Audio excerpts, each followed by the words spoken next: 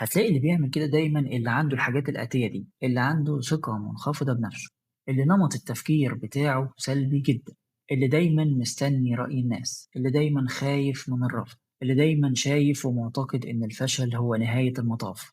يعني أنا لو عدّيت في الproject ده، أنا لو عملت الproject ده وحسّيت إن أنا فشلت، ده معناه إن دي نهاية المطاف خلاص، جولة واحدة، الماتش كُلّه جولة واحدة بالنسبة له.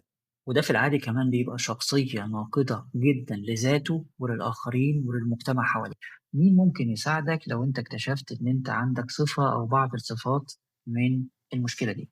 لابد يبقى لك coach بتتعامل معاه، حد يكون مشي الطريق قبليك، حد يكون بيساعد الناس علشان يقدر يساعدك تتحرك وتخرج من منطقة السعي نحو الكمال، لأنه زي ما قُلنا قبل كده تأثيرها عليك هيبقى كبير جدًا. كمان البيئة اللي حواليك والأشخاص اللي حواليك هم أكتر ناس يساعدوك، أكتر ناس يتقبّلوك. من فضلك اختار ناس تبقى جنبيهم مقبول. أمثلة على النجاح في الخروج من السعي نحو الكمال: 1.